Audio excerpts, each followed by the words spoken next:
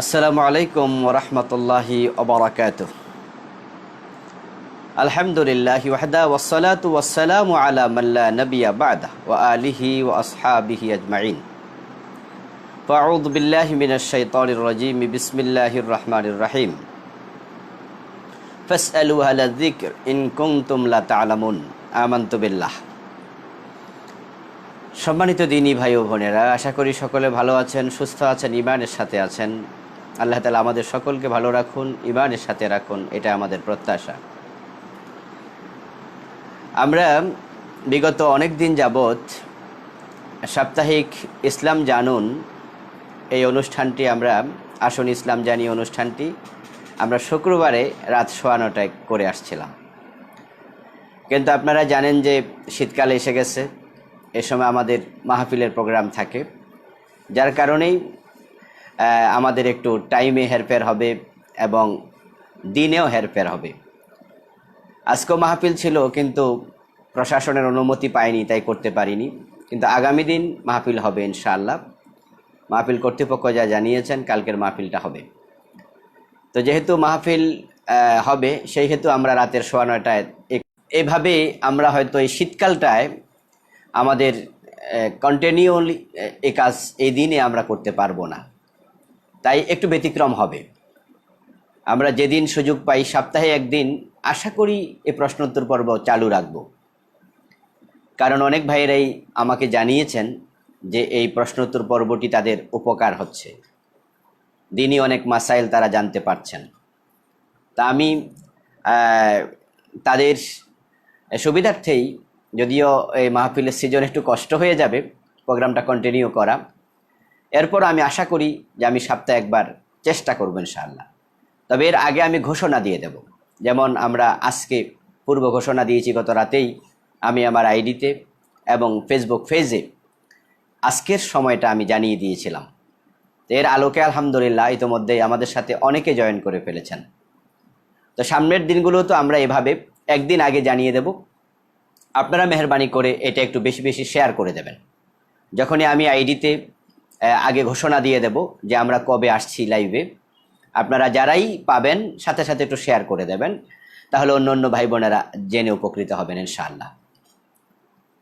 তো ইতিমধ্যে যারা আমাদের সাথে অংশগ্রহণ করেছেন, আমি অনুরোধ রাখতে চাই মেহরবানি করে একটু শেয়ার করে দিন, তাহলে অন্যদের জানতে সুবিধা হবে, আপনিও সাদাকায়ে জারিয়ার শরীক হবেন ইনশাআল্লাহ। আল্লাহ তাআলা শুকরিয়া যে আল্লাহ তাআলা আমাদেরকে আজকের এই প্রোগ্রামে সমবেত হওয়ার সুযোগ করে দিলেন, আলহামদুলিল্লাহ। তা আমরা সময় ক্ষেপণ না করে আমাদের প্রোগ্রামের মূল পর্বে প্রবেশ করতে যাই। আব্দুর রহমান নামে একজন ভাই জানতে চেয়েছেন, টয়লেটে গেলে আমরা মাঝে মাঝে দেখি মশা মাছি কাপড়ে এসে বসে, এ কাপড় পরে নামাজ পড়া যাবে কিনা? হ্যাঁ, এটা একটা সমস্যা বটে, কারণ টয়লেটে কিছু মাছি থাকে যেগুলো কাপড়ে এসে বসে।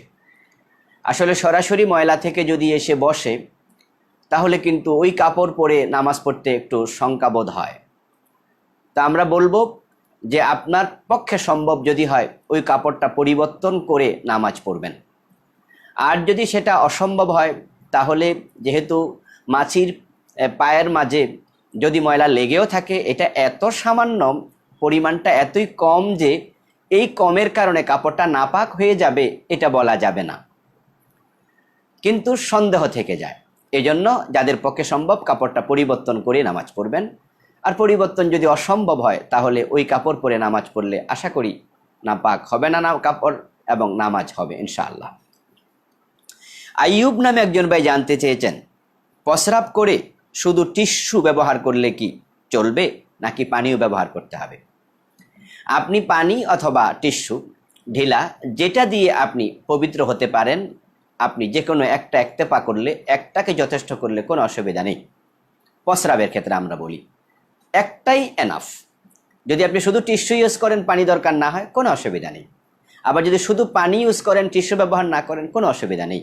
তবে যদি আপনি টিস্যু ব্যবহার করে পানিও ব্যবহার করতে চান, বাংলাদেশে পানি অ্যাভেলেবেল আছে, আপনি সেটাও করতে পারেন, কোনো অসুবিধা নেই প্রস্রাবের ক্ষেত্রে। আর টয়লেটের ক্ষেত্রে আমরা বলবো যে আপনি নিশ্চয় ঢিলা নেবেন বা টিস্যু ব্যবহার করবেন, পরে পানিও ব্যবহার করবেন, কারণ বাংলাদেশি মানুষের খাবার একটু নরম হওয়ার কারণে আমাদের মলও নরম হয়। তাই শুধুমাত্র টিস্যু ব্যবহার করলে এনাফ হবে না, যদি একটু ঘেমে যান তাহলে আবার দেখা যাবে নাপাকিতে কাপড় নষ্ট হয়ে যেতে পারে। সিফায়াতুল্লাহ ভাই জানতে চেয়েছেন ৮০ বা ৯০ কিলোমিটার দূর থেকে কোনো ইমাম যদি এসে শুধু জুমার নামাজ বা ঈদের নামাজ ইমামতি করবেন, এতে কোনো অসুবিধা হবে? হ্যাঁ, ওলামায়ে হানাফের কাছে অসুবিধা হবে, কারণ তিনি মুসাফির। যদি এখানে তার কোনো থাকার জায়গা না থাকে নির্ধারিত, তাহলে তিনি মুসাফির। আর মুসাফির তার উপরে জুমার নামাজও ফরজ নয় এবং ঈদের নামাজও ওয়াজিব নয়। তাই উনার পিছনে ইক্তেদা করা নিয়ে ওলামায়ে হানাফ প্রশ্ন তুলবেন।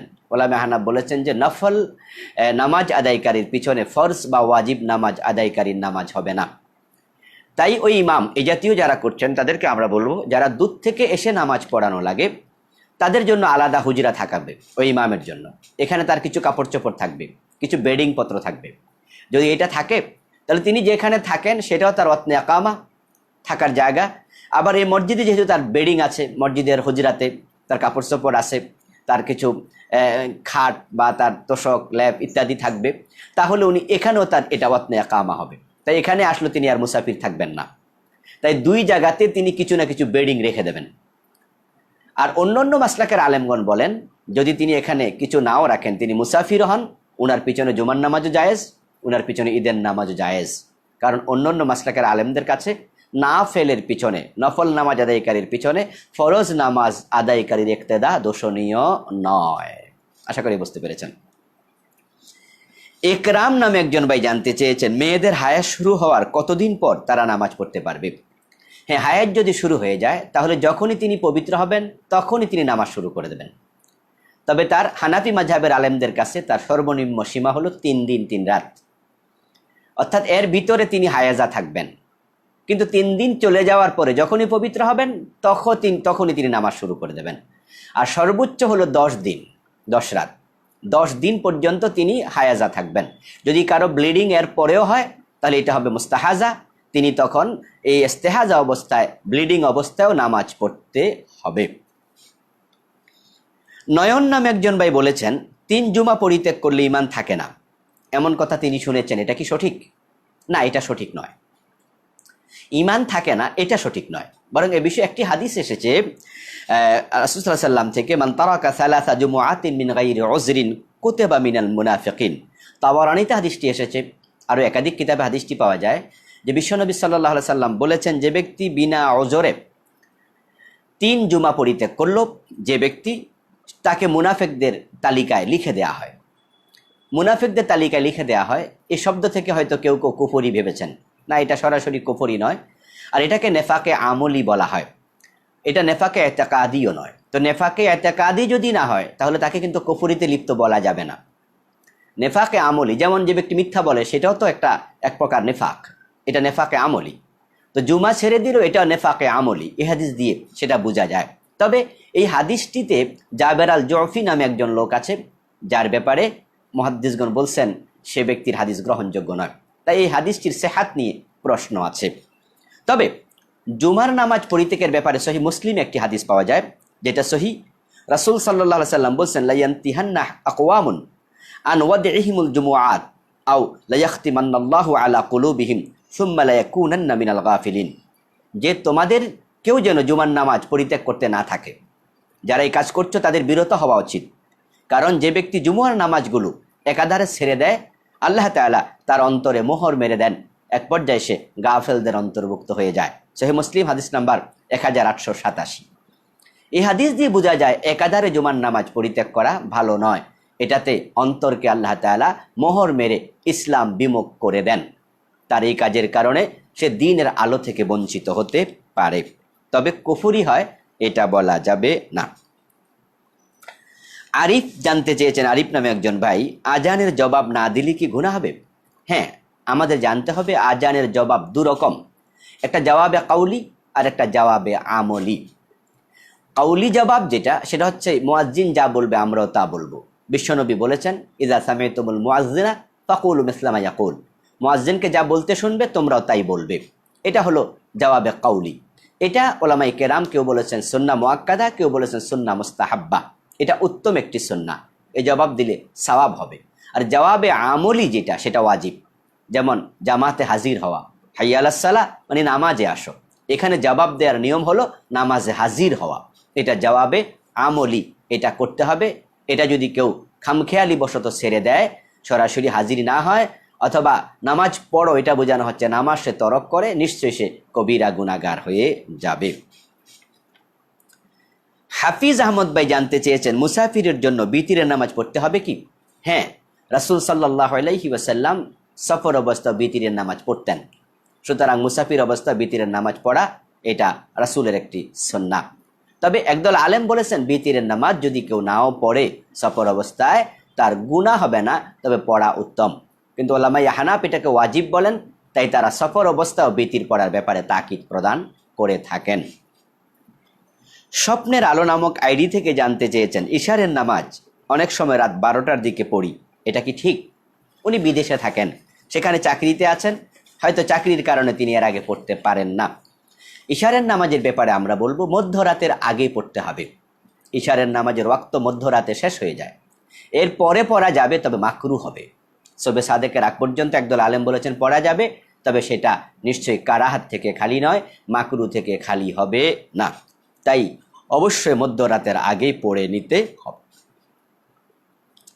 জামাল হোসাইন ভাই জানতে চেয়েছেন নামাজে দাঁড়ালে বাহিরের অনেক চিন্তা, অনেক কথা মাথায় আসে, এ থেকে রক্ষা পাবো কিভাবে?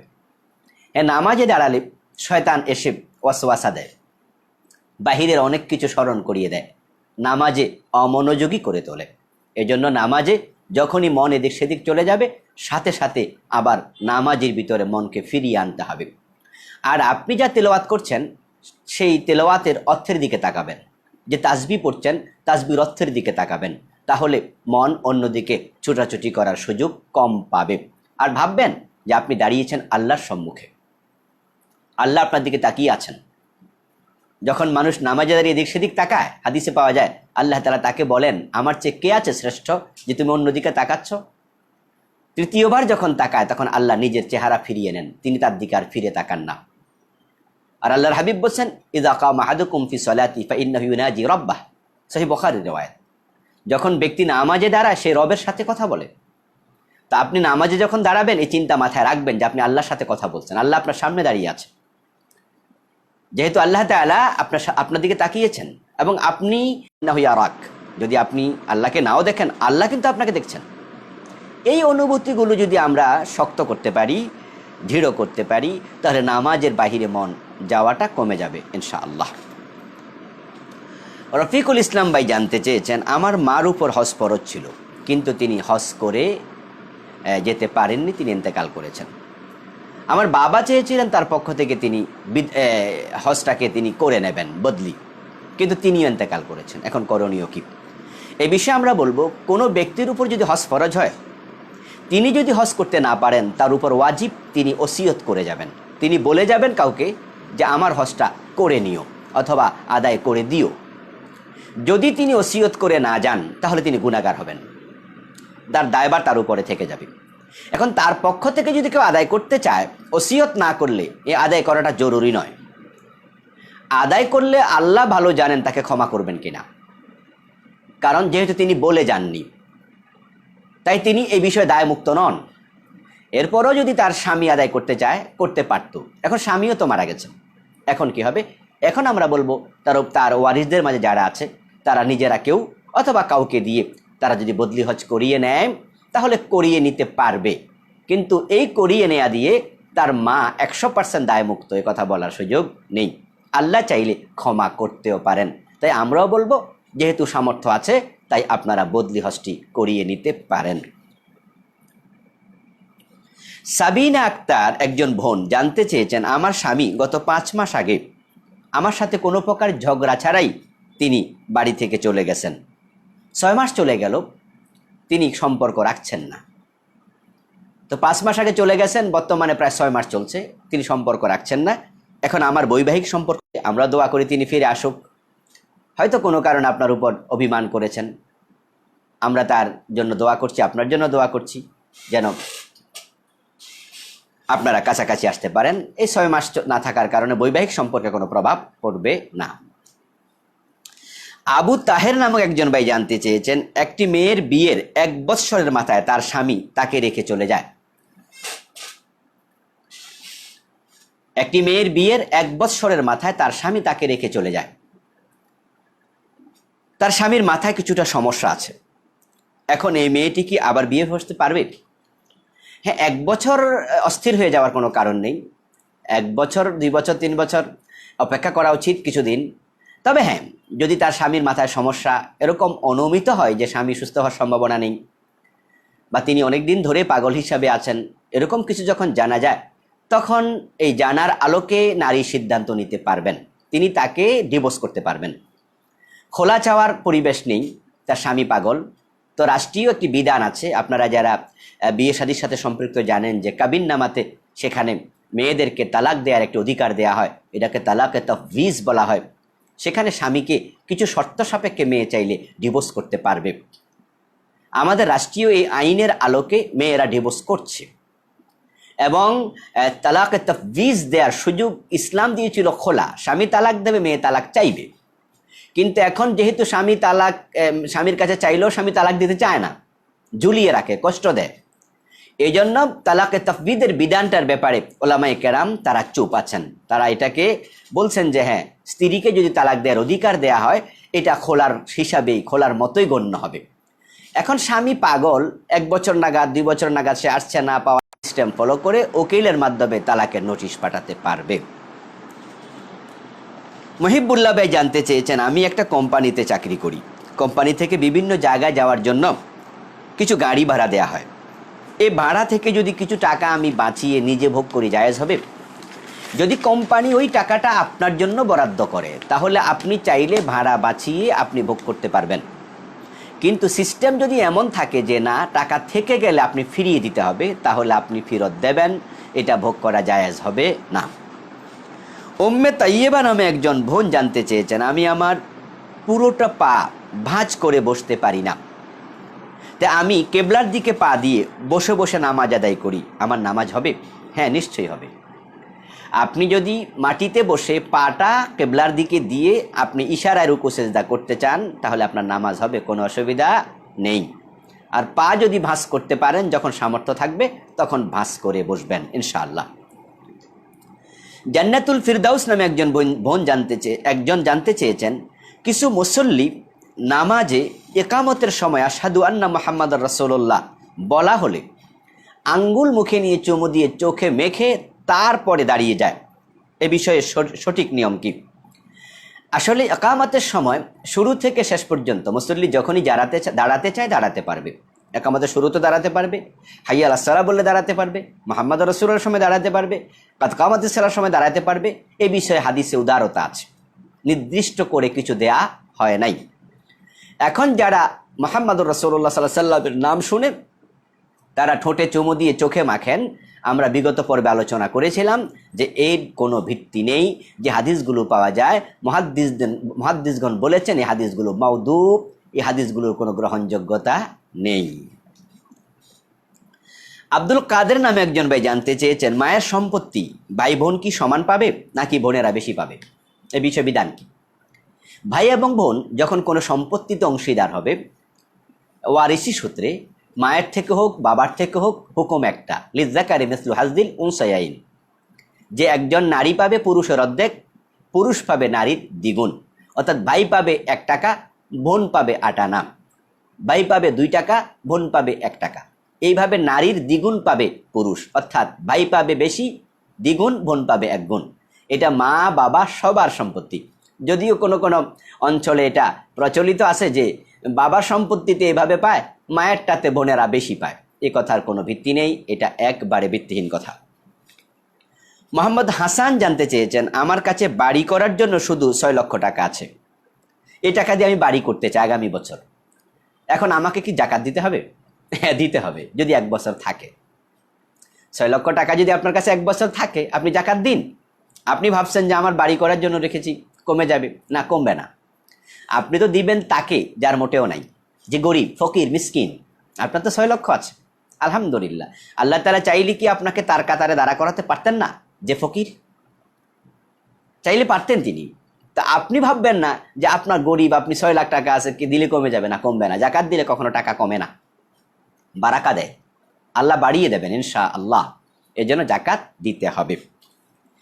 ইসমাইল নামে একজন ভাই জানতে চেয়েছেন, কয়েকজনের ফজরের নামাজ একত্রে কাজা হয়ে গিয়েছে। সূর্য ওঠার পর তারা জামাতে যদি নামাজটা পড়তে চায়, তাহলে কেরাত কি চুপে চুপে পড়বে না জোরে জোরে পড়বে? হ্যাঁ, কয়েকজন এক জায়গায় ঘুমিয়েছে, একসাথে ফজরের নামাজ কাজা হয়ে গেছে, এটা হতে পারে। রাসূল সাল্লাল্লাহু সাল্লামের জীবনে একবার এটা হয়েছিল। কোনো জায়গা থেকে ফেরার পথে রাসূল সাল্লাল্লাহু সাল্লাম তাঁবু খেটেছিলেন, ওই তাঁবু খাটিয়ে ঘুমিয়েছেন। একজনকে দায়িত্ব দিয়েছেন যে তোমরা সজাগ করে দিও। সম্ভবত হযরত আলী রাদিয়াল্লাহু তাআলা আনহুকে সেখানে পাহারাদার নিযুক্ত করা হয়েছিল। তো হযরত আলী ওটের পিঠে বসে পাহারা দিচ্ছিলেন। ওনার চেহারা ছিল সূর্য যেদিকে উঠবে পূর্ব দিকে, তিনি ভাবছেন যে সুবে সাদেক তোলো হলে তিনি টের পেয়ে যাবেন। কিন্তু সূর্য উঠেছে, আলো রাসূলুল্লাহর গায়ে এসে পড়েছে। রাসূল সাল্লাল্লাহু আলাইহি সাল্লাম তখন জাগলেন, জেগে বললেন, এই আলী, তোমাকে দায়িত্ব দিলাম, তুমি এটা কি করলা? তুমি ঘুমিয়ে গেলাম। হযরত আলী বলে, ইয়া রাসূলুল্লাহ, আপনাকে যে হার মানিয়েছে আমাকে সে হার মানিয়েছে, এর মানে চোখের ঘুম। আমি বসেছিলাম কিন্তু এক পর্যায়ে ঘুমিয়ে গিয়েছি। আল্লাহর হাবিব সাল্লাল্লাহু আলাইহি সাল্লাম তখন ওই এলাকা পরিত্যাগ করে সামনে গিয়ে তিনি ফজরের নামাজটা পড়েছেন। এভাবে যদি একসাথে কারো কাজা হয়ে যায়, তাহলে ফজরের নামাজ জামাতে পড়লে কেরাতটা জাহরিভাবে পড়বে, অর্থাৎ যে অবস্থায় কাজা হয়েছে ওই অবস্থায় আদায় করবে। এটাই হচ্ছে অধিকাংশ আলেমের মতামত। কোন কোন আলেম বলেছেন দিনের বেলায় যেহেতু পড়ছে তাই তারা সিররি কেরাত পড়বে, তবে এই মতামতটা গ্রহণযোগ্য নয়। বরং নামাজ ফরজ অবস্থায় কাজা হলে পরে আদায় করা ফরজ। 3 রাকাত কাজা হলে, মাগরিবের নামাজ 3 রাকাত কাজা হয়েছে, আপনি যদি এশারের টাইমে সেটা পড়েন 3 রাকাতই পড়বেন, এটা ফরজ। তাহলে হাইসিয়ত একরকমই থাকবে। তাই কেরাত ফজরের নামাজে জোরে পড়া ফরজ ছিল, সুতরাং দিনে পড়লো জোরেই পড়বে। তবে বিতিরের ক্ষেত্রে একটু পার্থক্য আছে। বিতিরের নামাজের ব্যাপারে বলা হয়েছে কাজা হলে দিনের বেলায় কাজা করলে বেজোর সংখ্যায় না পড়ে জোর সংখ্যায় কাজা করতে বলা হয়েছে। একটি হাদিস পাওয়া যায় এই প্রসঙ্গে যে বিশ্বনবী মুহাম্মদ রাসূলুল্লাহ সাল্লাল্লাহু আলাইহি সাল্লাম মা আয়েশা বলেছেন, তিনি যখন রাতে কোনো নামাজ অর্থাৎ বিতিরের নামাজ পড়তেন না, দিনের বেলায় যদি কাজা হলে পড়তেন তাহলে তিনি জোর করে পড়তেন, অর্থাৎ বেজোর না পড়ে জোর সংখ্যায় পড়তেন। আর অন্যান্য নামাজের ক্ষেত্রে হুকুম একরকমই থাকবে। আব্দুর রহিম নামে একজন ভাই জানতে চেয়েছেন, জামাতে নামাজ পড়াকালে মুক্তাদি সামিয়াল্লাহু লিমান হামিদা বলতে হবে কি না? এ বিষয়ে আমরা আগেও কথা বলেছি। একই প্রশ্ন বারবার আসছে, এরকম অনেক ভাইরা রাগও করেন যে হুজুর অনেকবার প্রশ্ন করছে উত্তর পাই না, তাই উত্তর দিতে হয় বাধ্য হয়ে। সামিয়াল্লাহু লিমান হামিদা এটা ইমাম বলবে, রব্বানা ওয়া লাকাল হামদ এটাও ইমাম বলবে। মুসল্লিরা শুধু রব্বানা ওয়া লাকাল হামদ বলবে, রব্বানা লাকাল হামদ বলবে, রব্বানা লাকাল হামদ হামদান কাসীরান তাইয়িবান মুবারাকান ফি বলবে। মুসল্লিদেরকে সামিয়াল্লাহু লিমান হামিদা বলা লাগবে না, ইমাম দুইটাই বলবে। আর একাকী যদি কেউ নামাজ পড়ে তাহলে সামিয়াল্লাহু লিমান হামিদাও বলবে, রব্বানা ওয়া লাকাল হামদ এটাও বলবে। মিজানুর রহমান ভাই জানতে চেয়েছেন, আমার বয়স 24 বছর, মাথার অর্ধেক চুল পেকে গেছে, আমি কি এখন লাল কালার করতে পারবো? হ্যাঁ, লাল কালার তথা কলব যদি দিতে চান, আপনি বয়স কম এই হিসাবে আপনি দিতে পারবেন, কিন্তু যাদের স্বাভাবিক চুল পাকে তারা যেন লালটা না দেয়। রাসূলুল্লাহ বলেছেন, গায়্যিরিশ শাবাবিল হান্না, তোমরা তোমাদের বার্ধক্যকে পরিবর্তন করতে চাও সাদা চুল, তাহলে তোমরা মেহেদি দাও। জান্নিবিস সাওয়াদ, কালোটাকে বর্জন করো। কিন্তু আপনি তো সাইবা না, আপনি বুড়া না, আপনি যুবক মানুষ, 24 বছর বয়স, হয়তো বায়ু চড়ার কারণে হয়েছে অথবা জেনেটিক কারণে হয়েছে। তা আপনি যদি চান মাথার চুল কালো করবেন, আপনি করতে পারবেন, আপনারটা অসুবিধা হওয়ার কথা নয়। জাযাকুমুল্লাহ। রাইয়ান নামে একজন ভাই জানতে চেয়েছেন, এক মাযহাবের আমলের উপর যদি কঠোরতা প্রদর্শন করা হয় তাহলে কি অন্য মাযহাবকে অপমান করা হয় না?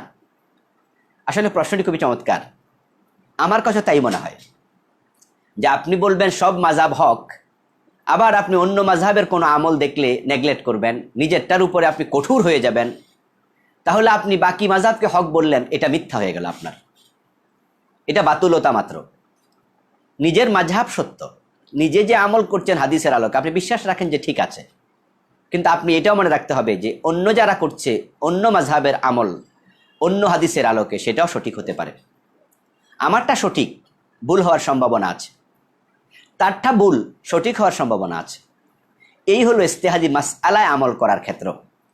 যখন কোনো বিষয়ে একাধিক মতামত পাওয়া যায়, ভিন্ন ভিন্ন হাদিস পাওয়া যায়, তাহলে মুস্তাহিদগণ ইজতিহাদ করেন, ইজতিহাদ করে আমল করেন। এই অবস্থায় আপনি কঠোরতা প্রদর্শন করবেন না। যদি আপনি মনে করেন যে হানাফি মাযহাবই একমাত্র হক, আপনি এর উপরে কঠোর, ভিন্ন আমল কেউ করছে, শাফি মাযহাবের আমল, হাম্বলি মাযহাবের আমল, তাহলে আপনি তাকে খারাপ বললেন, বাঁকা চোখে দেখলেন, তাহলে আপনি ওই মাযহাবগুলোকে অপমান করলেন। এটা ঠিক না। আমরাই তো বলি মাযহাবুল আরবা হাক্কুন, যে 4 মাযহাবই হক। তো মাযহাবুল আরবা হক যদি হয়, তাহলে অন্য আমল দেখলে আপনি মন খারাপ করেন কেন, বাঁকা চোখে তাকান কেন? আপনি আমিন জোরে বলেন না, আরেকজন বলছে, হাদিস তো আছে। আবু দাউদ পড়ুন, কিতাবুস সালাতে 2টি হাদিস আছে আমিন জোরে বলার ব্যাপারে। তা আপনি যদি তার আমিন জোরে বলে বিরক্ত হন, রাসূলের হাদিসের উপরে বিরক্ত হলেন, বরং আপনার ইমানটা ঝুঁকিপূর্ণ হয়ে যাবে যে রাসূলের হাদিসকে আপনি নেগলেক্ট করলেন। এজন্য উদারতা রাখতে হবে। আবার যারা আমিন জোরে বলে, তারা যদি আস্তে বলার বিপক্ষে চলে যায়, সেখানেও তো হাদিস আছে, তারাও তো অন্যদেরকে অপমান করলো।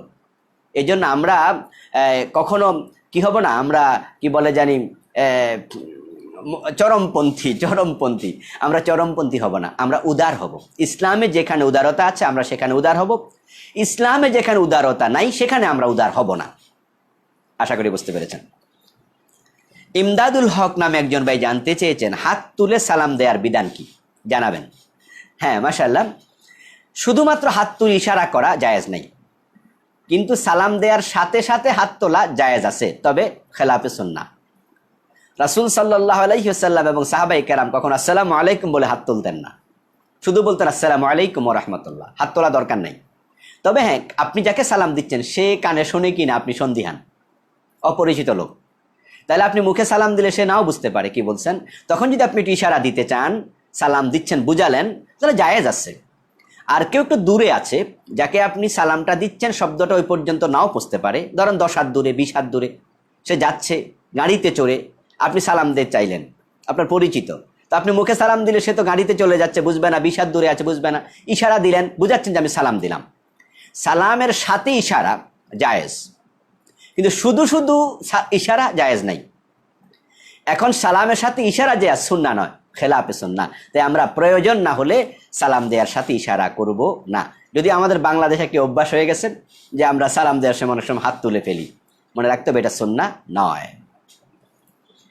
ইয়াসিন আরাফাত ভাই জানতে চেয়েছেন, কোন কোন সালাতের সুন্নাত না পড়লে সালাত হবে না। না, এমন কোন সালাত আছে বলে আমার জানা নেই, কারণ সালাতের মূল অংশ হলো ফরজ। ফজরের নামাজ 2 রাকাত, জোহর আসর 4 রাকাত, মাগরিব 3 রাকাত, এশা 4 রাকাত, এ হলো সালাত, ফরজ অংশ। এখন আগে পরে যে সুন্নাহ আছে, এগুলো সালাতের ফরজের সাথে কোনো সম্পর্ক নেই। যে সুন্নাহটা না পড়লে ফরজটা হবে না, এটা মোটেও সঠিক কথা নয়। তবে সুন্নাহ যদি ওয়াজিবা হয়, না পড়লে গুনাহ হবে, এটা ভিন্ন মাসালা। রাসূল সাল্লাল্লাহু আলাইহি সাল্লাম ফজরের নামাজের সুন্নাহ 2 রাকাত কখনো ছাড়তেন না, খুবই গুরুত্ব দিতেন। তা আমরাও গুরুত্ব দেব।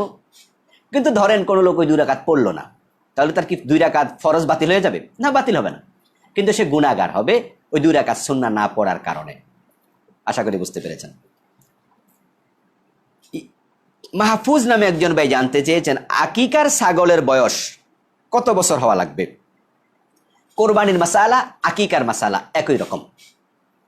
কোরবানিতে যেমন আমরা বলি গরুর বয়স কমপক্ষে 2 বছর, ছাগলের বয়স কমপক্ষে 1 বছর, সেটা যদি দুম্বা হয় তাহলে 6 মাস, তবে দেখতে 1 বছর বয়সী ছাগলের মতো হওয়া লাগবে। ঠিক আকিকার ক্ষেত্রে একই মাসালা, ছাগল হলে কমপক্ষে 1 বছর হতে হবে।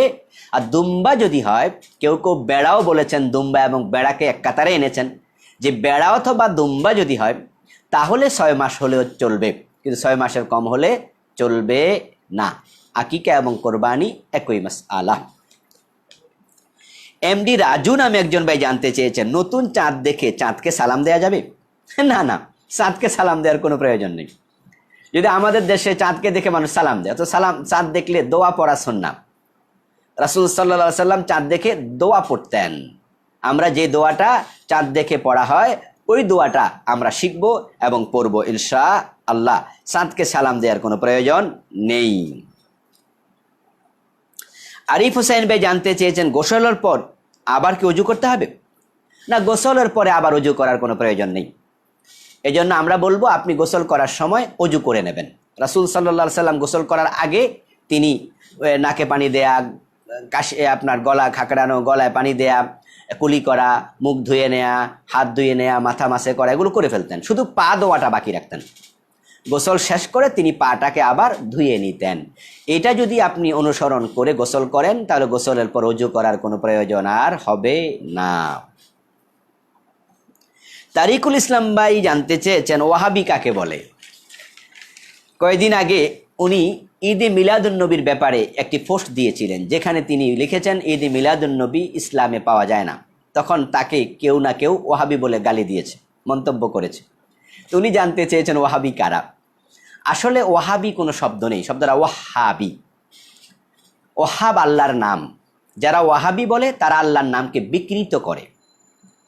আল্লাহর নামকে বিকৃত করা, সাধারণ মানুষের নাম বিকৃত করাই কবিরা গুনাহ, আর আল্লাহর নাম বিকৃত করলে তো আরো কবিরা গুনাহ হবে। ইন্নাকা আনতাল ওয়াহাব, কোরআনের আয়াত। আল্লাহ তাআলা নিজে হলেন ওয়াহাব। আব্দুল ওয়াহাব একজন ব্যক্তির নাম, তার বাড়ি ছিল নজদে, সৌদি আরবে। ওই আব্দুল ওয়াহাব আন-নাজদি তিনি একজন মুজাদ্দিদ ছিলেন। আরব বিশ্ব একসময় শিরকের কিছু প্রভাব বিস্তার হয়েছিল, মাজারমুখী মানুষ হয়ে গিয়েছিল। এই অবস্থায় আব্দুল ওয়াহাব নাজদি তিনি সংস্কার করেছেন। তিনি শিরকের বিরুদ্ধে কথা বলেছেন, মাজারের বিরুদ্ধে কথা বলেছেন। কিছু বেদাত খোরাপাত ছড়িয়ে গিয়েছিল, তিনি আরবের এই বেদাত এবং খোরাপাতের বিরুদ্ধে কথা বলেছেন। তখনই যারা শিরকপন্থী, মাজারপন্থী, বেদাতি, তারা তাকে উনার বিরুদ্ধে ফতোয়া দেওয়া শুরু করেছে। আর ওই শিরিকপন্থী, মাজারপন্থী লোকগুলো নিজেদেরকে সুন্নি বলে দাবি করা শুরু করলো। আর যারা শিরক এবং বিদাতের বিরুদ্ধে কথা বলে তাদেরকে তারা ওয়াহাবি বলে গালি দেয়া শুরু করলো। ওই যে আব্দুল ওয়াহাব নাজদি, তো উনার সাথে যারা সম্পৃক্ত তাদেরকে ওয়াহাবি বলে গালি দেয়া শুরু করলো। তো ওয়াহাবি শব্দের অর্থ হলো আল্লাহওয়ালা। এখন যদি কেউ আপনাকে সুন্নার পক্ষে থাকার কারণে ওয়াহাবি বলে, তাহলে আপনি খুশি হন, আপনি তো আল্লাহওয়ালা, সে তো খারাপ কিছু বলেনি। তবে ওয়াহাবি বললে সে আল্লাহর নামকে বিকৃত করেছে, সে গুনাহগার হবে। তা আমাদের দেশে যারা মিলাদ করে, কিয়াম করে, মাজারে যায়, ঢোল বাজায়, তবলা বাজায়, তাদের নাম হলো সুন্নি। এখন কে সুন্নি কে গায়রে সুন্নি তার মানদণ্ড হয়ে গেল মিলাদ কিয়াম। মিলাদ কিয়ামের পক্ষে আপনি সুন্নি, মিলাদ কিয়াম করবেন না আপনি ওয়াহাবি। আস্তাগফিরুল্লাহ। মিলাদ কিয়ামের মতো একটা বেদাত যেটার কোনো অস্তিত্ব ইসলামে পাওয়া যায় না। মিলাদ এবং কিয়াম, এই যে আমরা ইয়া নবী সালামু আলাইকা বলে দাঁড়াইয়া কিয়াম করছি, এটা সিলেবাসে আপনার কওমি মাদ্রাসা, আলিয়া মাদ্রাসা, ইউনিভার্সিটি লাইনে যেখানে ইসলামিক স্টাডিজ আছে, আপনার আরবি সাহিত্য আছে, কোনো সিলেবাসে মিলাদ কিয়াম নেই। আমি তো আলহামদুলিল্লাহ 3 লাইনে পড়ে আসছি। কওমি তো দাওরা করেছি, আলিয়া তো কামেল হাদিস করলাম, ফিকা করলাম, 18 বছর 19 বছর ধরে পড়াচ্ছি কামেলে। এরপর ইউনিভার্সিটি সর্বোচ্চ ডিগ্রি নিলাম, কোনো সিলেবাসে মিলাদ কিয়াম নাই। এর মানে ইসলামে তো এগুলো নাই। তো ইসলামে যে মিলাদ কিয়ামের অস্তিত্ব পাওয়া যায় না, সেটা হচ্ছে এখন সুন্নি আর গায়রে সুন্নি চিনার মানদণ্ড। বেদাতিরা হয়ে গেল সুন্নি, আর যারা সুন্নাওয়ালা ওদেরকে গালি দেয়া হচ্ছে ওয়াহাবি বলে। আল্লাহ আমাদের সহি সমঝ দান করুন, আল্লাহুম্মা আমিন। জাবের নামে একজন ভাই জানতে চেয়েছেন, মা বাবা মারা যাওয়ার পর সন্তানদের জন্য দোয়া করতে পারে কি কবর থেকে? না, তারা কবর থেকে কোনো দোয়া করবে এরকম কোনো রেওয়ায়েত নেই, কোনো বক্তব্য নেই।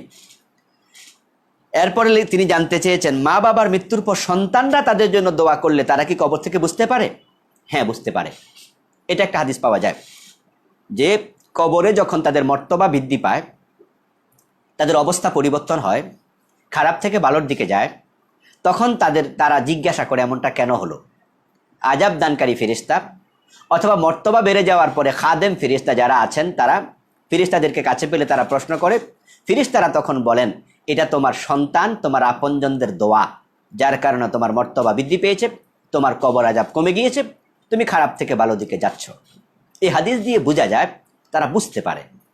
কিন্তু তারা কবর থেকে আপনার জন্য দোয়া করবে এমন কোনো বিষয় পাওয়া যায় না। মানুষ, দোয়া তো একটা আমল, দোয়া তো একটা আমল। আমরা যে আপনার জন্য দোয়া করি, আপনি আমার জন্য করেন, এটা কি নেক আমল না? কিন্তু মানুষ মৃত্যুর সাথে সাথে সকল আমল বন্ধ হয়ে যায়। হাদিসে আছে 3টি আমল চালু থাকবে, সদকায়ে জারিয়া, উত্তম সন্তান এবং এমন ইলিম, উত্তম সন্তানের দোয়া আর ইলিম যেটা উপকারী, এর মাঝে কবরে থেকে দোয়া করবে এমন কোনো কথা হাদিসে পাওয়া যায় না। হাবিব নামে একজন ভাই জানতে চেয়েছেন, কোনো বোন যদি মৌখিকভাবে তার ভাইকে বলে যে আমার বাবার সম্পত্তি তোমাকে দিয়ে দিলাম, আমি নেব না, বোনের মৃত্যুর পর তার সন্তানেরা এসে দাবি করে, এখন কি হবে? হ্যাঁ, আসলে এই জন্য লিখিত থাকা ভালো। যদি কেউ কাউকে কিছু দেয়, টাকা হলাদ দিলেও ইসলাম বলছে লিখে রাখো, লিখে রাখা ভালো। এই জন্য আসলে লিখিত থাকা উচিত। লিখিত থাকলে কিন্তু হেবানামা থাকলে বা কমপক্ষে লিখিত দিলে আপনি দেখাইতে পারতেন ডকুমেন্ট। যেহেতু লিখিত কিছু নেই, এখন তার সন্তানরা যদি এসে দাবি করে তাহলে তারা ওয়ারিশ হিসাবে দাবি করতে পারে, তখন কিন্তু আপনাকে জমিটা ফিরিয়ে দিতে হবে, কিছু করার নেই। আলামিন নামে একজন ভাই জানতে চেয়েছেন, এক ইসলামী দলের প্রথম সারির নেতা বলেছেন প্রয়োজনে শয়তানের সাথে ঐক্য করব, তারপরে অমুক ইসলামী দলের সাথে ঐক্য করব না। কথাটি কতটুকু সঠিক? এটা একবারে বাতিল একটি কথা। শয়তানের সাথে ঐক্য, আস্তাগফিরুল্লাহ আস্তাগফিরুল্লাহ আস্তাগফিরুল্লাহ। যেই ইসলামী দলের নেতা বলেছেন তিনি আসলে অবুঝ একটি কথা বলেছেন, তার ব্যাপারে আমাদের করুণা করতে হয়। তার ইলমের ব্যাপারে তিনি মিসকিন, ইলমের দিক থেকে উনি মিসকিন। আল্লাহ তাআলা কোরআন মাজিদে শয়তানের ব্যাপারে স্ট্রংলি বলেছেন যে শয়তান থেকে দূরে থাকো, ইন্নাহু লাকুম আদুব্বুম মুবিন। তার অনুসরণ করো না, তার পদাঙ্ক মেনো না, সে তোমাদের প্রকাশ্য দুশ্মন, প্রকাশ্য দুশ্মন। এবং আল্লাহ বলছে ফাস্তাইজ বিল্লাহি মিনাশ শাইতানির রাজিম, আল্লাহর কাছে শয়তান থেকে আশ্রয় চাও। আর উনি কিনা শয়তানের সাথে ঐক্য করতে যায়, আস্তাগফিরুল্লাহ। এগুলো হচ্ছে হিংসা এবং এগুলো আত্মকেন্দ্রিক। এই মানুষগুলো, এই ইসলামী দল, ইসলামী দলের নেতা আসলে তারা প্রকৃত ইসলামী দল কিনা প্রশ্ন ওঠে যদি এই কথা বলেন। অন্য ইসলামী দলের সাথে এক হতে পারেন না, হিন্দু বৌদ্ধ খ্রিস্টানদের সাথে মিটিং করতে পারে, কিন্তু আরেকটি ইসলামী দলের সাথে মিটিং করতে পারে না। ওদের কারণে ইসলামের মাঝে একতা নষ্ট হয়েছে, ঐক্য বিনষ্ট হয়েছে। অথচ আল্লাহর বক্তব্য আতাসিমু বিহাবলিল্লাহি জামিয়াম ওয়ালা তাফাররাকু, ঐক্যবদ্ধ হয়ে তোমরা আল্লাহর রজ্জুকে আঁকড়িয়ে ধরো। এখন হুজুররাই হুজুরদের সাথে বসে না, বসতে চায় না। হ্যাঁ, বসতে রাজি, বহস করতে, বহসের আহ্বান করে। আমরা এক হই, এই আহ্বান করে না, বহস খোঁজে, বিতর্ক খোঁজে। এই যে বহস খোঁজা, বিতর্ক খোঁজে, শয়তান তাদেরকে উত্তেজিত করছে। আপনি আপনার চিন্তাটা সত্য যেটা তুলে ধরেন, আপনার দায়িত্ব আদায় হয়ে গেল। কাউকে জোর করে মানাতে হবে দায়িত্ব আপনার নেই, কিন্তু আপনি কি করছেন? বহস ডাকবেন, মানে জোর করে মানাবেন। আপনি যে প্রাধান্য পাচ্ছেন, আপনি হক, এটা পাবলিককে দেখাই ছেড়ে দেবেন ও বেটারে পরাজিত করে। আর ও পরাজিত হলে আপনি মজা নেবেন যে পরাজিত করছি, আস্তাগফিরুল্লাহ। অন্যকে হাও করে যে খুশি হয় সে তো শয়তানের দোস্ত। বরং আমরা অন্য ভাইয়ের যখন ভুল দেখি তখন তাকে সংশোধন করব ডাক্তারের মানসিকতা নিয়ে, ভালোবাসা নিয়ে। ডাক্তার যখন রোগীকে অপারেশন করে তখনও ডাক্তার মহাব্বতের সাথে অপারেশন করে, রোগীকে কষ্ট দেয় না, এজন্য অ্যানেস্থেসিয়া দেয়। রোগী যখন বিনা কষ্টে চিকিৎসা হয়, কষ্ট পায়, কম পায়, তখন ডাক্তার হাসে, মুস্কি হাসি দিয়ে বলে যাক কাজটা হয়ে গেছে, রোগীটা কষ্ট পায়নি। ঠিক আমরাও অন্যের দোষগুলো সংশোধন করব ডাক্তারের মতো হয়ে, ভালোবাসা নিয়ে।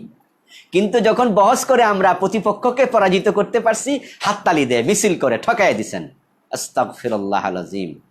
লোকদের কাঁধে শয়তান সওয়ার হয়, ওরা বহস খোঁজে, ওরা শয়তানের সাথে ঐক্য করতে চায়, ওলামাদের সাথে করতে চায় না। আল্লাহ ওদের হেদায়াত দান করুক, আল্লাহুম্মা আমিন। সাজ্জাদ নামে একজন ভাই জানতে চেয়েছেন, এক মাযহাবের মাসআলা আরেক মাযহাবের বিপরীত হলে সকল মাযহাব হক, এটা কি করে হয়? এক মাযহাবের মাসআলা আরেক মাযহাবের বিপরীত হতেই পারে ইজতিহাদের কারণে, যেটা আমরা কিছুক্ষণ আগেও বলেছি। ইজতিহাদের কারণে একই হাদিস থেকে দুইজন মুস্তাহিদ দুরকম বুঝেছেন, এই জন্য দুরকম হতে পারে। হাদিসে আছে মুস্তাহিদ ভুলও করে, ইউখতি ওয়া ইউসিব, ইজা আখতা ফালাহু আজরুন ওয়া ইজা আসাবা ফালাহু আজরান। মুস্তাহিদ যখন গবেষণা করতে গিয়ে ভুল করে তখন একটি সওয়াব আল্লাহ তাকে দেন, আর সঠিক করলে ডাবল সওয়াব পান। মুস্তাহিদ ইচ্ছা করে ভুল করেন না, গবেষণা করতে গিয়ে ভুল হয়। এই জন্য মাযহাবের যারা প্রণেতা, মাযহাবের যারা শায়েখ, ইমাম আবু হানিফা উনার নামে হানাফি মাযহাব, আহমদ ইবনে হাম্বল উনার নামে হাম্বলি মাযহাব, ইমাম শাফির নামে শাফি মাযহাব, মালিক ইবনে আনাসের নামে মালিকি মাযহাব, উনারা অনেক বড় বড় আলেম ছিলেন। ইজতিহাদে যদি ভুল হয় তাহলে তাদের মাসালার মাঝে একটু ভিন্নতা আসবে, তবে এই ভিন্নতা আসার অর্থ এই না যে তারা বাতেল। এই জন্য তো বলা হয় সবগুলো মাযহাব হক, তবে আল্লাহর কাছে হক কিন্তু একটা। একই মাযহাবে একই মাসালা, এক মাসালা দুইটাই সঠিক তা নয়, কিন্তু ভুল হলেও মুস্তাহিদের ভুলে একটি সওয়াব আছে, কারণ তিনি ইচ্ছা করে ভুল করেন নাই। তবে মুস্তাহিদের ভুলটা যখন প্রমাণিত হয়ে যাবে ভুল, তখন তার আলোকে অন্যরা আর আমল করবে না। আব্দুর রহমান নামে একজন ভাই জানতে চেয়েছেন, আমাদের দেশে হুজুরদের দিয়ে নতুন ঘর বাড়ি বন্ধ করা হয়, এটা কতটুকু শরীয়ত সম্মত? হ্যাঁ, বন্ধ করা হয়, মানে জিন, খারাপ জিন, দুষ্ট জিনের আসর থেকে মুক্ত রাখার জন্য যে দোয়াগুলো পড়া হয়, হুজুর ওই দোয়াগুলো পড়ে তারপরে পানিতে ফু দেয়, বাড়ির চারপাশে পানি ছিটে দেয়, তারপর হুজুররা এইভাবে পড়ে পড়ে দোয়া দুষ্ট দিন থেকে, খারাপ জিনের প্রভাব থেকে আল্লাহর কাছে আশ্রয় প্রার্থনা করে। এই সিস্টেম কিছু কিছু এলাকায় আছে। এটা আপনারা নিজেরাও করতে পারেন। আপনার ঘরের মাঝে দুষ্ট জিন থাকলে আপনি আয়াতুল কুরসি পড়ে ঘুমান আওয়াজ করে, দুষ্ট জিনের আসবে না, হাদিসে আছে। আপনি সূরা নাস, সূরা ফালাক, সূরা কুল হুয়াল্লাহ, এরপরে আপনার ইখলাস, সূরা কাফিরুন, এগুলো পড়ে আপনি ফু দেন, সূরা ফাতিহা, সূরাতুশ শিফা আপনি পড়ে ফু দেন, পানিতে ফু দিয়ে পানি ছিটিয়ে দেন, নিজে একটু ফু দেন। আপনি নিজে করতে পারলে হুজুরদের কাছে যাওয়া দরকার নেই। আর যদি নিজে মনে করেন যে আমি তো পারি না ভালো, তাহলে আপনি একজন ভালো আলেমকে ডেকে এনে এটা করাতে পারেন, কোনো অসুবিধা আছে মনে করি না। আব্দুর রহিম জানতে চেয়েছেন, কোন মুসল্লি ইমামের উপরে অসন্তুষ্ট, এই অবস্থায় ওই ইমামের পিছনে তার ইক্তেদা জায়েজ হবে? ইমামের উপর অসন্তুষ্ট কেন ভাই? ইমামের যদি কোনো ভুল থাকে সংশোধন করুন, ভালোবাসা নিয়ে এগিয়ে যান, তাকে বুঝান, তাকে বলে দিন, অসন্তুষ্ট থাকবেন কেন? হ্যাঁ, যদি কোনো কারণে অসন্তুষ্ট থাকেন তার পিছনে ইক্তেদা জায়েজ হবে, নামাজ হবে, কোনো অসুবিধা নেই। তবে অসন্তুষ্ট তাই তার অনুসরণ করা বাদ দিয়েন না, যে উনি সামি আল্লাহু লিমান হামিদা বলবে, আমি 1.5 মিনিট পরে উঠবো, তাকে আমি মানি না, তাহলে কিন্তু নামাজ হবে না। ইন্নামা জুইলাল ইমাম লিউতাম্মা বিহি, ইমামকে নির্ধারণ করা হয় তার আনুগত্যের জন্য, সুতরাং তাকে অনুসরণ করতে হবে। ওমর ফারুক ভাই জানতে চেয়েছেন, ভুলবশত শিরিক করলে আগের সব আমল কি বাতিল হয়ে যাবে? হ্যাঁ, যদি ভুলবশত আপনি শিরকে জলি করেন তাহলে কিন্তু আগের সব আমল বাতিল হয়ে যাবে। লাইন আশরাকতা লাইয়াহবাতান্না আমালুক ওয়া লাতাকুনান্না মিনাল খাসিরিন, আল্লাহ তাআলা বিশ্ব নবীকে বলছেন কোরআনে, হে নবী মুহাম্মদ, যদি আপনি শিরিক করেন লাইয়াহবাতান্না আমালুক, আপনার সব আমল বাতিল হয়ে যাবে। যেমন পীরের পায়ে সেজদা দিলেন আপনি, এবং আপনি মূর্তি পূজা উদ্বোধন করলেন, মূর্তির পক্ষে কথা বললেন, তা এগুলো শিরকে জলি। যে মূর্তি পূজা উদ্বোধন করে মুসলমানের সন্তান, আস্তাগফিরুল্লাহ, আমি আমার স্ট্যাটাসে লিখেছি, কিছু ভাই প্রশ্ন করেছেন, হুজুর কেমনে এটা লিখলেন, বউ তালাক হবে কেমনে? আরে ভাই, ছোট্ট স্ট্যাটাসে তো ব্যাখ্যা দেওয়া যায় না, জাস্ট আমি জিস্ট কথাটা বলেছিলাম। কোনো মুসলমানের সন্তান যদি স্বেচ্ছায় কোনো পূজা উদ্বোধন করে, তার ঈমান চলে যাবে সাথে সাথে। শিরকের প্রতি সামান্য মৌন সাপোর্টের সাথে সাথে ঈমান চলে যায়। আর সে জায়গায় মৌন সাপোর্ট না, স্বেচ্ছায় গিয়ে পূজা, মূর্তি পূজা উদ্বোধন, আস্তাগফিরুল্লাহ, উদ্বোধন, মুসলমানের সন্তান, সাথে সাথে ঈমান চলে গেছে। আর যখন কোন মুসলমান শিরকে জলিতে লিপ্ত হয়, কুফরি সরিহতে লিপ্ত হয়, সুস্পষ্ট কুফরে লিপ্ত হয়, ঈমানটা চলে গেলে তখন তার স্ত্রী যদি মুসলমান হয়, তার সাথে বিবাহটা থাকে না, ইনফিসাক হয়ে যায়, ফাসখ হয়ে যায়, বিবাহ ভেঙ্গে যায়। এটাই ভেঙ্গে যাওয়া মানে তালাক। তালাক না দিলে শব্দ ছাড়াই তালাক, কারণ তার ঈমান নাই। আর ঈমান যার নাই, তার সাথে আরেকজন মুমিনার বিয়ে থাকে না।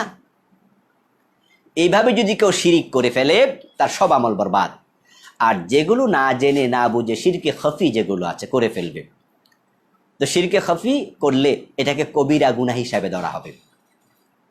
কবিরা গুনাহ করলে যেমন সব আমল বাতিল হয় না, শিরকে খফি করলেও সব আমল বাতিল হবে না। যেমন ধরেন আপনাকে কোনো ডাক্তার চিকিৎসা দিয়েছে, তো চিকিৎসা আপনি সুস্থ হলেন, হয়ে আপনি ডাক্তারকে বললেন যে ডাক্তার সাহেব, আপনি না আসলে আমার উপায় ছিল না, এই ওষুধ না খাইলে আমি মরে যেতাম। এগুলো শিরকে খফি।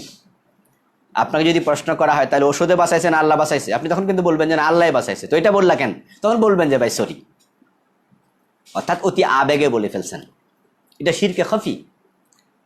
কিন্তু যদি আবার আপনি মনে করেন যে হ্যাঁ ঔষধে আপনার বাঁচাইছে, আল্লাহ বাঁচাইছে না, তাহলে শিরকে জলি হবে। কিন্তু আমরা এটা মনে করি না। ডাক্তারকে আমরা ধন্যবাদ দিতে গিয়ে একটু বেশি বলে ফেলছি। কিন্তু শিরকে জেলি যদি হয় তাহলে লা ইয়াহবাতান্না আমালুক, কোরআনের বক্তব্য লামে তাকিদ নুনে সাকিলা, অবশ্যই আপনার সকল আমল বরবাদ হয়ে যাবে। আল্লাহ শিরকে জেলি থেকে, শিরকে খফি থেকে আমাদের হেফাজত করুন। ফাহাদ নামে একজন ভাই জানতে চেয়েছেন, আমাদের এলাকায় মৃত মানুষকে কবর দেওয়ার পর খেজুরের ডাল পুঁতে দেয়, তারপর পানি ঢেলে দেয়। এভাবে 2-3 দিন পর্যন্ত একাধারে বড় ছেলে বা বড় মেয়ে বা পরিবারের বড় কেউ এসে এসে সকালবেলায় পানি ঢালতে থাকে কবরের উপরে। এটা কতটুকু শরীয়ত সম্মত? পানি ঢালে মৃত্যুর পরে, কবর দেওয়ার পরে মাটিটাকে বসিয়ে দেওয়ার জন্য, সওয়াবের জন্য না। মাটিটা যদি একটু এলোমেলো উস্কো খুস্কো থাকে, রাতের বেলা শিয়াল এসে হয়তো কবরের মাটি সরাইয়া লাশ টানাটানি করতে পারে। এই জন্য কবরের মাটিকে শক্ত করার জন্য পানি ঢালা হয়। এই কারণে ঢাললে কোনো অসুবিধা নেই। কিন্তু যদি মনে করে এটা ঢাললে কবরের তিনি শান্তি পাবেন, তাহলে এটা নাজায়েজ। অথবা মনে করে এটা সওয়াবের কাজ, এটা আবার পরিবারের বড় কেউ ঢালতে হবে, এগুলো নাজায়েজ, এগুলো কুসংস্কার, এটা জায়েজ নেই। আর ঢাল ফুতে দেয়া কবরের উপরে রাসূলুল্লাহ একবার করেছেন জীবনে, শুধু একবার পাওয়া যায় হাদিসে। তিনি খেজুরের ডাল মাঝখান দিয়া পাতা ধরে টেনে 2 টুকরো করে 2টি কবরের উপর ঢেলে দিয়েছেন এবং বলেছিলেন আল্লাহ আইয়ুখাফফাহুমা হাত্তা ইয়াইবাসা, আইয়ুখাফফিফা আযাবাহুমা হাত্তা ইয়াইবাসা। সহিহ বুখারীর রওয়ায়াত, বিশ্বনবী সাল্লাল্লাহু আলাইহি সাল্লাম ডাল ফুতে দেওয়ার সময় বলছেন, আশা করা যায় এই 2টি ডাল শুকানো পর্যন্ত কবর আযাব হালকা করে দেয়া হবে, আল্লাহ হালকা করবেন। জীবনে একবার করেছেন, আর মাটি দিয়েছেন শত শত হাজার হাজার সাহাবীকে। কারো কবরের উপরে তিনি খেজুরের ডাল পুঁতে দেন নাই। এখন আমরা কোনটা করব? একবারেরটা না সর্বক্ষণ যেটা করছেন ওটা? একবার করেছেন, এটা ব্যতিক্রম। ওই 2 কবরে আযাব হচ্ছিল, তাই তিনি এটা করেছেন। তার হাতের বরকতে আল্লাহ তাআলা ওই খেজুর গাছের ডালের ওসিলা ক্ষমা করবেন। কিন্তু আমরা যেটা করছি, প্রতি কবরের উপরে ডাল পুঁতে দেয়া, এটা রাসূলের সুন্নাহ নয়, এটা খেলাফে সুন্নাহ।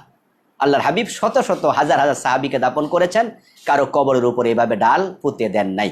একদিনেরটাকে শক্ত করে ধরলেন আর সারা জীবনের আমলকে ফেলে দিলেন, এটা কি হতে পারে? এটা সঠিক নয়। এমডি রকি নামে একজন ভাই জানতে চেয়েছেন, গালের উপরই ভাগে যে দাড়ি থাকে তা কি কাটা জায়েজ? হ্যাঁ, আপনি যদি গালের এদিকে দাড়ি ওঠে, আপনি কাটতে চান, এদিকে আনতে চান, জায়েজ আছে। লেহিয়া বলা হয় এই হাড্ডিকে, এটা হলো খাদ্দন গাল, এটা লেহিয়া চোয়াল। এই চোয়ালে যেটা ওঠে দাড়ি, এটা হলো সুন্নাহ, এটা রাখতে হবে। আর যদি কেউ একটু কেটে এদিকে আনতে চায়, না জায়েজ নয়। তবে আমি বলবো কাটবেন না আর কি। যেমন আমরাও তো কাটি না, আমরা পুরা গালে রেখে দিয়েছি, কারণ ব্লেড লাগালে চামড়া খসখস হয়ে যাবে, যে একটা কোমলতা মলিনতা আছে, এটা নষ্ট হয়ে যাবে। এই জন্য আপনি ব্লেড না লাগাইয়া গাল পুরাটাই দাড়ি রেখে দেন। তবে যদি কেউ কাটতে চায় তাহলে গুনাহ হবে না। জিহাদুল ইসলাম নামে একজন জানতে চেয়েছেন, যে দোকানদার সিগারেট বিক্রি করে তার নামাজ হবে? হ্যাঁ, নামাজ হবে, কিন্তু সিগারেট বিক্রি করা ঠিক নয়। সিগারেট খাওয়া যেমন না জায়েজ, বিক্রি করাও না জায়েজ। মদ খাওয়া যেমন না জায়েজ, মদ বিক্রি করাও না জায়েজ। মদ খাওয়া হারাম, বিক্রি করা হারাম। সিগারেট খাওয়া মাকরুহে তাহরিমি, বিক্রি করাও মাকরুহে তাহরিমি। ঠিক একইভাবে জর্দা খাওয়া মাকরুহে তাহরিমি, বিক্রি করাও মাকরুহে তাহরিমি। সুতরাং আমরা এগুলো খাবো না, বিক্রিও করব না। রাকিব নামে একজন জানতে চেয়েছেন, বাসর রাতে স্বামী স্ত্রী যদি পাশাপাশি দাঁড়িয়ে নফল নামাজ পড়ে অসুবিধা আছে? না, কোনো অসুবিধা নেই। শুধু ইমামতি করলে স্বামী স্ত্রী পাশাপাশি দাঁড়াবে না। স্বামী দাঁড়াবে সামনে, স্ত্রী দাঁড়াবে এক কাতার পিছনে ইমামতি করলে। আর যদি ইমামতি সারা নামাজ পড়ে, স্বামী স্ত্রী পাশাপাশি দাঁড়িয়ে নামাজ পড়তে পারবে, কোনো অসুবিধা নাই। আর বাসর রাতেও পড়বেন, এটা তো ভালো, কারণ নতুন জীবন শুরু করছেন।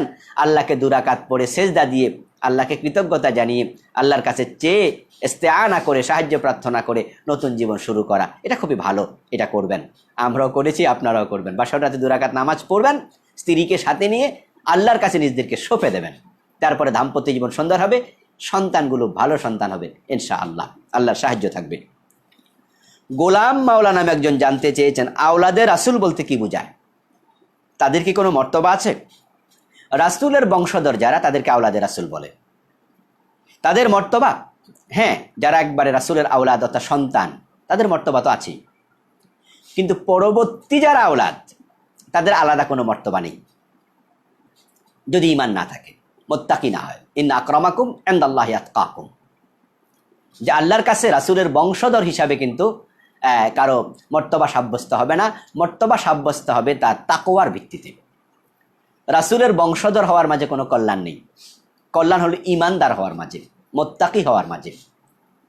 রাসূল সাল্লাল্লাহু আলাইহি সাল্লামের নিজের বংশের নিজের চাচা আবু তালেব রাসূলের একই রক্ত, কই চাচা আবু তালেবের কোনো মর্তবা তো নেই। আবু জেহেল, আবু লাহাব রাসূলের আত্মীয় স্বজন। আবু লাহাব তো আপন চাচা, তার বিরুদ্ধে আল্লাহ কোরআনে আয়াত নাজিল করেছেন, তাব্বাত ইয়াদা আবি লাহাব, একটি সূরাই নাজিল করা হয়েছে। তো বংশধর হওয়ার মাঝে কল্যাণ নেই, কল্যাণ হলো রাসূলের আনুগত্য অনুসরণ করার মাঝে। এখন রাসূলের আওলাদ, এটা বাংলাদেশ ভারত এই উপমহাদেশে শোনা যায় আওলাদে রাসূল আওলাদে রাসূল, মক্কা মদিনা খুঁজে পাওয়া যায় না।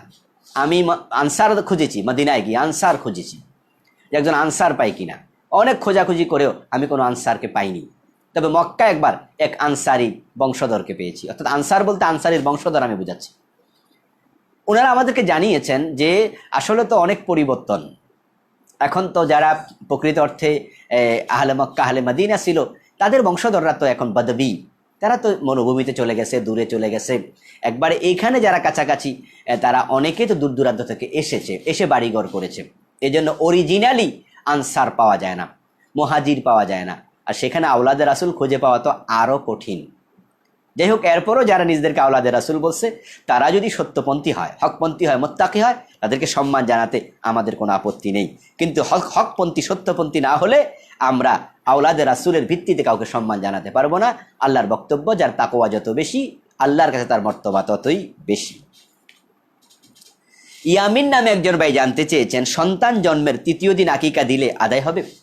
না, জন্মের তৃতীয় দিন সুন্নাহ হবে না। আকিকার দুটি সুন্নাহ, একটা হলো দিবসের সুন্নাহ আর একটা হচ্ছে পশুর সুন্নাহ। দিবসের সুন্নাহ হলো সপ্তম দিন, পশুর সুন্নাহ হলো ছেলের পক্ষ থেকে দুটি, মেয়ের পক্ষ থেকে একটি বকরি। এখন আপনি তৃতীয় দিন কেন দেবেন? রাসূল তো বলছে তুযবাহু আনহু ইয়াউমাস সাবিহ, তার পক্ষ থেকে জবেহ করা হবে সপ্তম দিন। সুতরাং আমরা বলবো আকিকা আপনি সপ্তম দিনে দেবেন, এটাই সুন্নাহ।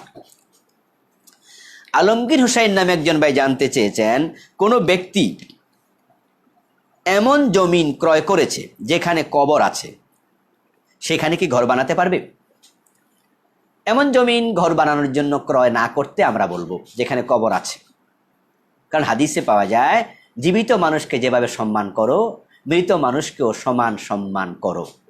তার জীবদ্দশায় তাকে যে সম্মান দিতে, তার মৃত্যুর পরে তাকে সেই সম্মানটাই দাও। এখন যাকে কবর দেওয়া হয়েছে তার সেখানে বাড়িঘর করা মানে কি? তার কবরের উপরে যদি করেন তাহলে প্রস্রাব হবে, পায়খানা হবে, স্বামী স্ত্রী থাকবে, মলে পা জুতা নিয়ে উঠবেন, হ্যাঁ, সেখানে গরু ছাগল বানবেন বাড়িতে, তার কবরের যে এহতেরাম সেটা নষ্ট করবেন। এরপরে যদি বাধ্য হয়ে আপনি বাড়িঘর করতে চান তাহলে বলবো জায়গাটি ক্রয় করার পরে ওলামায়ে কেরামের সাথে পরামর্শ করবেন এবং সেখান থেকে তাদের যে কবর আছে সে কবরের হাড্ডি হাড়গোড় যা আছে সেগুলো অন্য কোনো জায়গায় স্থানান্তরিত করে তারপরে বাড়ি করবেন। ওলামায়ে কেরামের পরামর্শ নিয়ে, ফতোয়া নিয়ে কাজটি করবেন আশা করি। গাজী মামুন ভাই জানতে চেয়েছেন, মাসবুক নামাজি ইমামের সাথে এক সালামের পর বাকি নামাজ পড়বে নাকি দু সালামের পর পড়বে? হ্যাঁ, আপনার এক রাকাত ছুটে গেছে, মাসবুক হয়ে গেছেন, দু রাকাত ছুটে গেছে, তাহলে ইমাম এক সালাম ফিরানোর পরে দাঁড়াবেন বাকি নামাজের জন্য নাকি দু সালাম ফিরানোর পরে? আমি বলবো দু সালাম ফিরানোর পরে। এক সালাম ফিরানোর পর আপনি যদি দাঁড়ায় যান তাহলে দাঁড়ানোর পরে তো ইমাম সাউসেজদা করতে পারে, তা আপনি তখন দাঁড়ানো থেকে বসে আবার সাউসেজদা করতে হবে, ইমামকে অনুসরণ করতে হবে। ইমাম তো নামাজ এখনো শেষ করেনি। এই জন্য বলবো তিনি একটা সালাম শেষ করেছেন, আরেকটা ফিরানো শুরু করলে আপনি দাঁড়িয়ে যেতে পারবেন, আপনি নিশ্চিত হলেন যে তিনি সাউসেজদা দিচ্ছেন না, সুতরাং আপনি দাঁড়িয়ে যাবেন, এটাই ভালো। মাহফুজ নামে একজন ভাই জানতে চেয়েছেন, আমি কিভাবে বুঝবো যে আমার ঈমান আছে? মাশাআল্লাহ, চমৎকার প্রশ্ন। আল্লাহর হাবিবকে সাহাবায়ে কেরামের মাঝে কেউ একজন প্রশ্ন করেছিলেন। আল্লাহর হাবিব তখন বলছেন, ইজা সাররাতকা হাসানাতুকা ওয়া সাআতকা সাইয়্যাতুকা ফাআনতা মুমিন। যখন তুমি ভালো কাজ করলে মনটা আনন্দে ভরে যাবে, অন্যায় করলে মনটা কেমন কেমন কেমন করবে, কষ্ট পাবে, ফাআনতা মুমিন, তখন বুঝবে তুমি মুমিন। নামাজ কাজা করেছেন, মনটা শান্তি নাই, তাড়াতাড়ি পড়েন, ইস্তেগফার করেন, বুঝতে হবে ঈমান আছে। সুদ খেয়েছেন, কোনো কারণে একটু ঘোষ খেয়ে ফেলেছেন, সুদের সাথে সম্পৃক্ত হয়ে গেছেন, আপনার আর শান্তি নেই, করলাম কি তওবা ইস্তেগফার, তাহলে বুঝে যাবে ঈমান আছে। গোশ খাচ্ছেন দেদারসে, সুদ খাচ্ছেন দেদারসে, নামাজ কাজা করছেন, কোনো টেনশন নাই, বুঝতে হবে ঈমানটা বাকি নাই। এই জন্যই হাদিস হচ্ছে ঈমান কার আছে কার নাই সেটার মানদণ্ড ইজা সাররাতকা হাসানাতুকা ওয়া সাআতকা সাইয়্যাতুকা ফাআনতা মুমিন। রোমান নামে একজন ভাই জানতে চেয়েছেন ওয়াসিলা মানে কি, আমরা কিভাবে ওয়াসিলা দিয়ে দোয়া করতে পারি। আল্লাহ তাআলা কোরআন মাজিদে বলছেন ওয়াবতাগু ইলাইহিল ওয়াসিলা, তোমরা আল্লাহর কাছে ওয়াসিলা তালাশ করো। এই ওয়াসিলার ব্যাখ্যা মুফাসসিরিন কিরাম কেউ বলছে ওয়াসিলা মানে তাকাররুব ইলাল্লাহ, ওয়াবতাগু ইলাইহি তাকাররুব, তোমরা আল্লাহর কাছে নৈকট্য তালাশ করো। ওয়াসিলা মানে নৈকট্য, আর এই নৈকট্য পাওয়ার মাধ্যম হলো ইবাদাহ, অর্থাৎ তোমরা নেক আমল করো, ইবাদত করো, ইবাদতের মাধ্যমে আল্লাহর নৈকট্য অর্জন করো। কোন কোন মুফাসসির বলছেন ওয়াসিলা মানে মাধ্যম, তোমরা মাধ্যম তালাশ করো, অর্থাৎ আল্লাহ তাআলার কাছে যাওয়ার মাধ্যম তালাশ করো। এই মাধ্যম কি? মাধ্যম ইবাদত, একই কথা। মাধ্যম যদি হয় তাও তো ইবাদত। আবার কেউ কেউ বলেছেন ওয়াসিলা এটা একটি মর্তবা, ওই মর্তবা তালাশ করো। আবার কেউ কেউ বলছেন ওয়াসিলা মানে হচ্ছে কারো মাধ্যম। এই মাধ্যম বলতে তারা বুঝাচ্ছেন ব্যক্তি, যেমন আমাদের দেশের পীর সাহেব হুজুর এই ব্যাখ্যাটা বেশি করে, ওনারা বুঝান যে ওয়াসিলা মানে ব্যক্তিকে ধরো। আসলে ব্যক্তিকে ধরা এই ব্যাখ্যাটা মুফাসসিরদের খুব কম সংখ্যক লোকে করেছেন। ওয়াসিলা বলতে ব্যক্তিকে বোঝানো হয় না, ব্যক্তি তো ওসিলা নয়, ওসিলা ইবাদা, ব্যক্তির কর্ম। তবে হ্যাঁ, যদি কোনো ভালো ব্যক্তি থাকে, একজন শায়েখ সালেহ নেক আমলকারী ভালো মানুষ, তাহলে তাকে অনুসরণ করা, তার কথা শোনা এটা নাজায়েজ নয়। কিন্তু তাকে ওসিলা বানানো, আপনি তো নিশ্চিত নন যে সে আল্লাহর কাছে মাকবুল, তো কিভাবে আপনি তাকে ওসিলা বানাবেন? তবে তাওয়াসসুল যে ব্যক্তির ব্যাপারে আপনি মোটামুটি নিশ্চিত হন যে তার ব্যাপারে যে ব্যক্তির ব্যাপারে আপনি নিশ্চিত হন যে তার আমল কবুল, যেমন নবী রাসূল এবং সাহাবায়ে কেরাম যারা সাবিকুল আউয়ালুন, ওসিলা এটা কবুল করো। তবে এটা মুহাদ্দিসগণ বলছেন জীবদ্দশায় সাহাবায়ে কেরাম করতেন। বৃষ্টি হতো না, রাসূলের ওসিলা ধরে বৃষ্টি প্রার্থনা করতেন। রাসূলের ইন্তেকালের পরে হযরত আব্বাস রাদিয়াল্লাহু তাআলা আনহুর ওসিলা ধরে সাহাবায়ে কেরাম বলছেন আল্লাহর কাছে, আল্লাহ তুমি আব্বাসের ওসিলায় বৃষ্টি দাও। এইভাবে দোয়া জায়েজ আছে যাদের ব্যাপারে নিশ্চিত হওয়া যায়। আর ওহী নাজিলের পরে এখন অন্যান্য ব্যক্তিদের ক্ষেত্রে নিশ্চয়তা পাওয়াটা একটু জটিল, তাই আমরা কোরআন সুন্নাহ ইবাদা এগুলাকে ওসিলা বানাতে চাই। এরপর আমরা বলতে চাই আল্লাহ তোমার গাফফার নামের ওসিলা আমাকে ক্ষমা করো, এইভাবে আপনি দোয়া চাইতে পারেন। রায়হান নামে একজন ভাই জানতে চেয়েছেন কসমের কাফফারার রোজা লাগাতার রাখতে পারিনি, এখন করণীয় কি? না, লাগাতার রাখতে হবে না।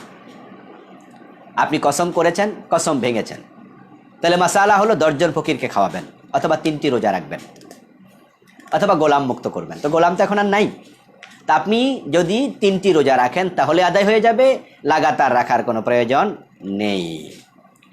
সিরাজুল ইসলাম ভাই জানতে চেয়েছেন কেউ আল্লাহর রাস্তায় গরু ছাগল মানত করলো, গরু ছাগলের পরিবর্তে টাকা দিলে হবে? মানত করেছেন যাহা আপনি দেবেনও তাহা।